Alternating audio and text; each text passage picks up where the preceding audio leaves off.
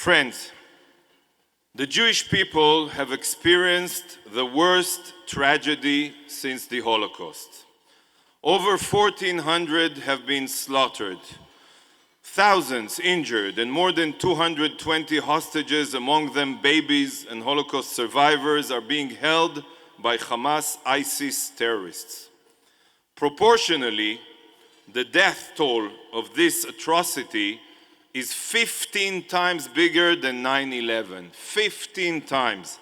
And our enemies are not 7,000 miles away, they are 7,000 feet away.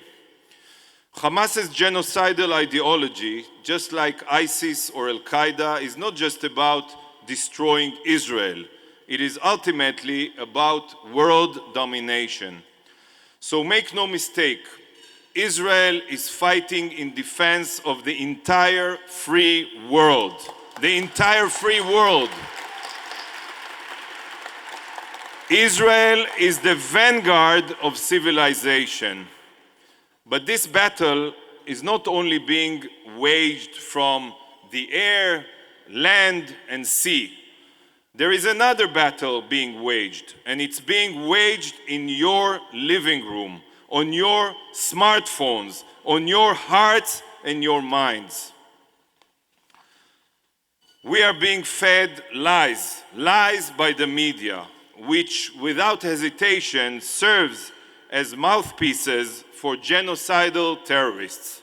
Just last week, we all remember it, Hamas claimed that 500 Palestinians were killed by an Israeli airstrike on a Gazan hospital. Immediately, nearly every news channel began repeating Hamas's lies, taking the word of Hamas Nazis before even checking the facts. Following the release of evidence, it became clear that not only was the number of casualties grossly exaggerated, the explosion was caused by a terrorist rocket, a Palestinian rocket. They're not only murdering our children, they are murdering their own children. The New York Times, along with many other liberal outlets, lied to the public for hours, and in some cases days, by adopting the narrative of the terrorists.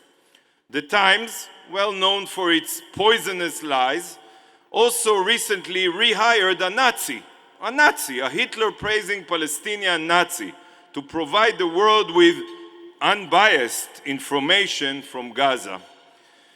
It seems that progressive media sources hate Israel and the Jews so much that they justify radical jihadists committed to eradicating every liberal value that these outlets purportedly stand for.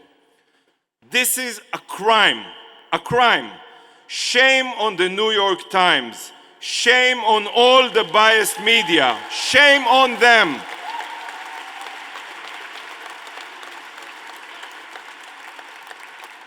And friends, this front, the war on the truth, is what can make or break Israel's goal of eliminating Hamas and ensuring that such atrocities never happen again. Not in Israel, not anywhere.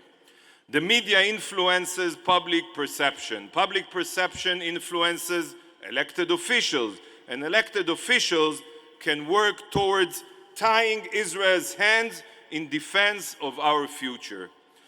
This is the strategy of our enemies. Internalize it. This is the strategy of our enemies. They know that they cannot defeat Israel on the battlefield. So they exploit the international community to prevent Israel from defending itself. This cannot happen. Friends, Israel needs you on the political front line and the cyber front line. We need you to work tirelessly so that the truth is seen and heard. But more than that, every supporter of Israel must understand that not reading or advertising in Hamas mouthpieces is an integral part of our right to self-defense. and we must defend ourselves.